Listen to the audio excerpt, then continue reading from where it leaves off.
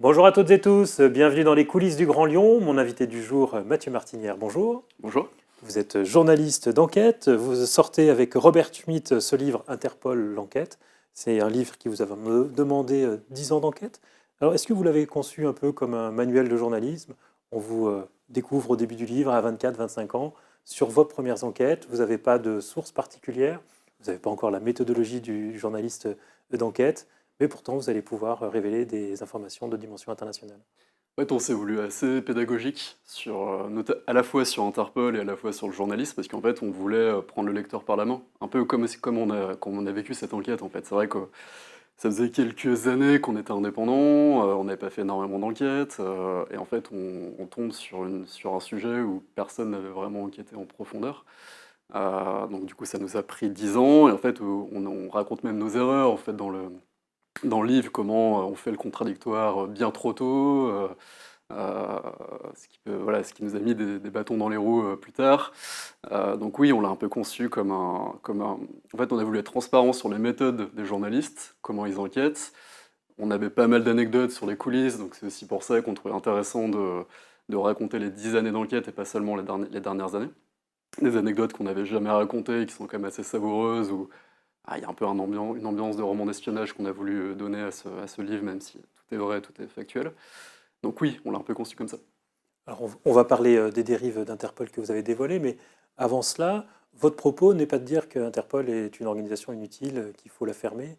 Vous saluez aussi les succès d'Interpol, comme récemment contre la Ndrangheta, l'arrestation à Saint-Étienne d'un ancien pizzaiolo qui était en fait recherché par Interpol. En fait, Interpol, c'est une organisation qui est essentielle, et on le dit dès l'avant-propos, c'est la seule organisation de coopération internationale donc, qui est sur tous les continents. Donc oui, en fait, on salue les succès d'Interpol, on salue aussi les tentatives de réforme et les réformes de Jürgen Stöck, donc le secrétaire général actuel d'Interpol.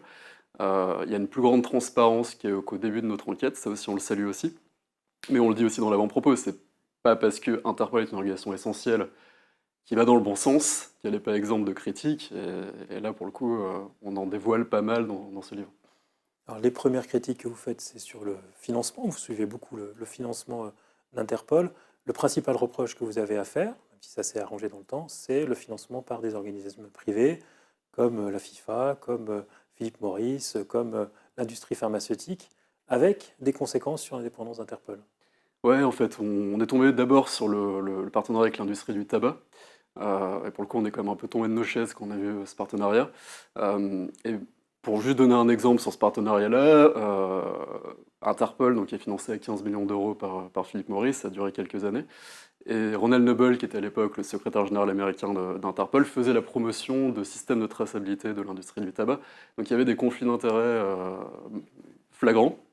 Le partenariat avec la FIFA aussi a posé Pour le des vrais tabac, on peut problèmes. dire qu'il chassait les cigarettes, les fausses cigarettes, celles qui n'étaient pas faites par l'industrie du tabac, mais pas suffisamment celles qui étaient faites par l'industrie, mais qui ne payaient pas les taxes et qui passaient par des pays C'est ça, tiers. ils allaient plus chasser les contrefaçons que la contrebande, dans le langage un peu technique. Et sur la FIFA aussi, qui a un autre partenariat qui a été bien décrié, parce qu'en fait ils se sont retrouvés quand le FIFA Gate a explosé, alors c'était quand les dirigeants de la FIFA à Zurich ont été arrêtés, accusés de corruption, enfin ça a fait la une des journaux du monde entier, ils se sont retrouvés à mettre sur notice rouge des anciens dirigeants de la FIFA, alors qu'ils étaient financés eux-mêmes par la FIFA.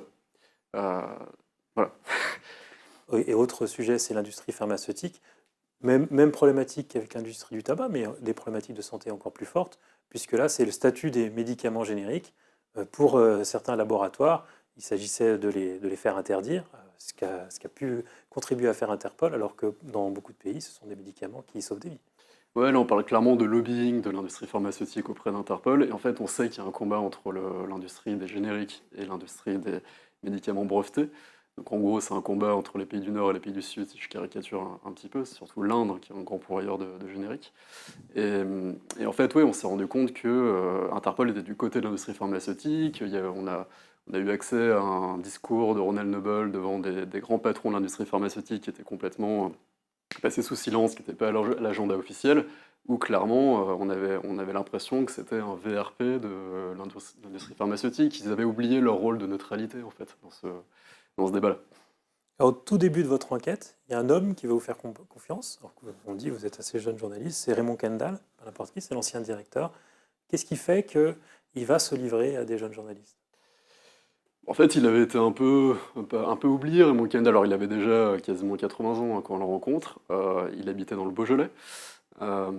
Et en fait, bon, c'est savoureux. Pareil, c'est quelqu'un qui a quand même été dans les renseignements à Scotland Yard. Et en fait, on l'a trouvé sur l'annuaire. Il était dans les pages blanches. Et en fait, il a accepté tout de suite. Pendant plusieurs années, il était en off. Donc, il refusait de parler officiellement. Et en fait, c'est dans le documentaire qu'on a fait pour Arte, qui est arrivé quelques années plus tard, où là, on l'a interviewé officiellement. Mais en fait, il nous a vraiment aidé à comprendre justement le fonctionnement de l'organisation. Un peu justement derrière le mythe des films, des romans qui peuvent un peu mythifier l'agent d'Interpol en espèce de super flic international.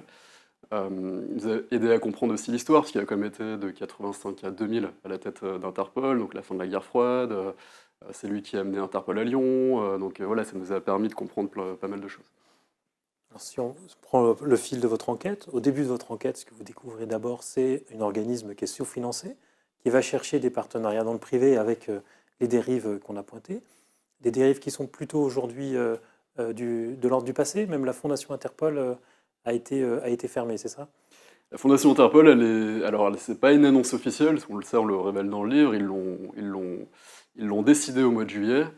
Donc c'est une fondation qui est basée à Genève en Suisse et ça va être annoncé officiellement à l'Assemblée générale d'Interpol de Vienne, qui va célébrer les 100 ans d'Interpol cette année, puisqu'Interpol est né à Vienne en Autriche il y a 100 ans.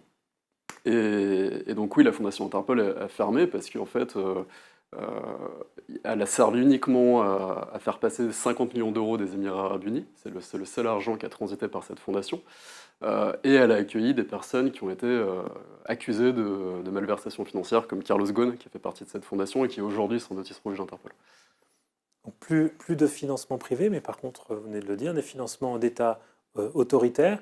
Finalement, en troquant le privé pour des États autoritaires, est-ce que Interpol n'a pas troqué la peste pour le choléra? Je le dirais pas forcément comme ça, mais en tout cas, oui, la politique de Jürgen Stock qui est arrivée en 2014, c'était de mettre fin à tous les partenariats privés. Donc il a mis fin au tabac, il a mis fin à la FIFA, il a mis fin à l'industrie pharmaceutique. Et en 2016, il y a l'annonce de ces 50 millions d'euros des Émirats arabes unis qui jusque-là donnaient quasiment, enfin, quelques dizaines de milliers d'euros à Interpol. Du jour au lendemain, ils sont devenus l'un des plus gros financeurs de l'organisation policière. Et surtout, Ahmed Nasser El-Raisi est devenu président d'Interpol. C'est ça, et en fait, Il a acheté son élection.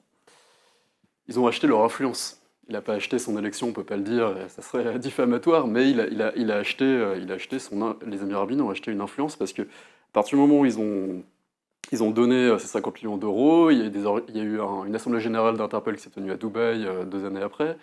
Il y a eu le frère de MBZ, donc l'actuel président des Émirats arabes unis, qui est rentré dans la fondation Interpol. Et on a 5 ans après un président émirati à la tête de l'organisation. Donc clairement, ils ont fait de l'entrisme au sein d'Interpol.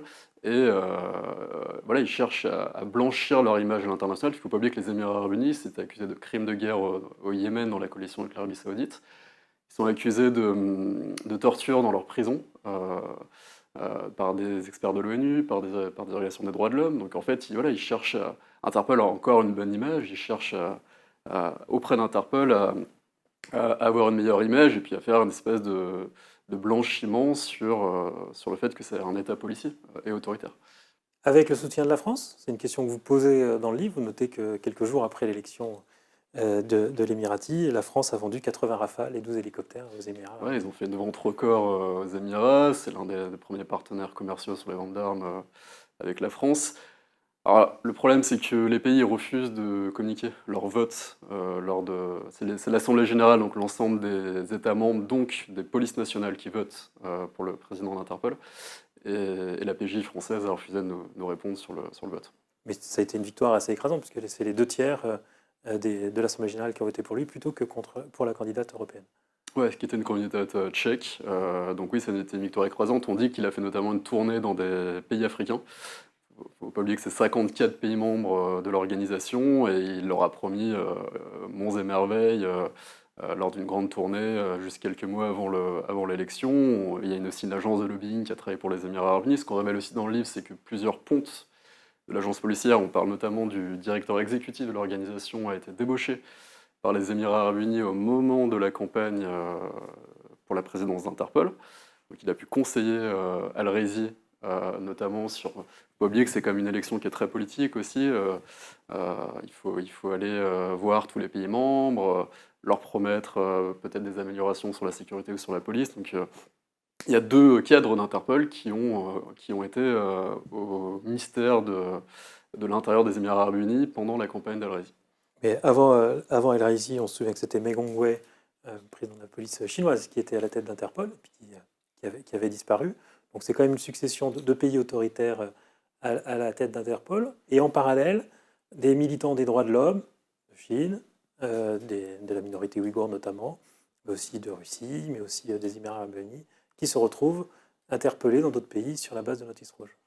Ouais, en fait, depuis maintenant une grosse dizaine d'années, le nombre de notices rouges, même depuis 20 ans, le nombre de notices rouges a explosé.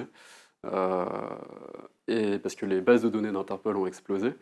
Et le problème, c'est que le contrôle ne s'est pas fait en parallèle de cette explosion. Alors, en 2016, Jürgen Stock il a mis en place un gros spécial qu'on appelle la Task Force pour contrôler ces notices rouges. Mais le problème, c'est qu'il n'y a que 40 salariés de cette Task Force, alors qu'on parle de plusieurs dizaines de milliers de notices et de diffusions qui sont validées chaque année. Je vous accorde un entretien dans le livre, je vous assure que toutes les notices rouges sont vérifiées d'un point de vue droits de l'homme, justement, avant leur émission. Normalement, mais en fait ça passe à travers les mailles du filet. C'est difficile d'avoir un chiffre précis parce que Interpol donne des... Même s'ils sont beaucoup plus transparents ces dernières années, on a quand même des chiffres au compte-gouttes. Ce qu'on sait, c'est qu'entre 2017 et 2022, et ça c'est des chiffres d'Interpol, le nombre de notices rouges litigieuses a augmenté. Aujourd'hui, on est entre 1200 et 1500 entre l'année dernière et aujourd'hui de notices rouges litigieuses. Litigieuse, ça veut dire que officiellement, les États recherchent ces personnes pour escroquerie, pour crime, et qu'en réalité, ce sont des militants des droits de l'homme. C'est pareil, ou des opposants politiques. Ouais, Interpol n'est pas assez précis là-dessus. En fait, il faut savoir qu'il y a 2 articles qui peuvent poser problème dans la Constitution d'Interpol. C'est l'article 3 qui est très important, qui dit qu'en fait Interpol, je résume, ne peut pas rechercher des personnes pour des motifs politiques ou religieux, par exemple. Et l'article 2, c'est le fait qu'ils ne peuvent pas rechercher des personnes en vertu de la Déclaration universelle des droits de l'homme, donc notamment sur les atteintes aux droits humains. Et ensuite, il peut y avoir des points de droit sur le règlement des données qui fait qu'ils peuvent retoquer des notices. Donc, le problème, c'est qu'on ne sait pas précisément quelles sont les notices qui sont refusées de nature politique. On n'a pas ce chiffre-là. Mais on peut dire qu'au bas mot, il y a plusieurs centaines de cas chaque année d'innocents qui sont sur les listes d'Interpol, en fait. Et on parle de personnes qui peuvent être emprisonnées dans les pires dictatures du monde. La solution pour vous, ce serait un financement public plus important d'Interpol? Oui, parce qu'on a vu quel était le biais des financements privés, qu'il y a toujours des intérêts privés, qu'il peut y avoir des conflits d'intérêts, donc ça peut poser problème. Alors après, on fait la nuance entre certaines entreprises privées qui peuvent avoir des intérêts plus forts, entre des entreprises privées qui peuvent être accusées de corruption, comme la FIFA, et d'autres entreprises privées. Mais oui, le financement public est probablement le plus sain, le plus équilibré. Et en fait, même s'il y a eu une augmentation historique, là on le dit aussi ces 2 dernières années, de toute évidence, ça ne suffit pas. On a 155 millions d'euros de budget en 2022, contre par exemple 200 millions pour Europol, qui est aussi plus doté, qui a plus de salariés, alors qu'on parle juste d'une organisation régionale sur 27 pays. Mathieu Martinière, je vous remercie. Je vous recommande Interpol, l'enquête, Mathieu Martinière, Robert Schmitt. Et je vous dis à demain pour une nouvelle émission des coulisses du Grand Lyon.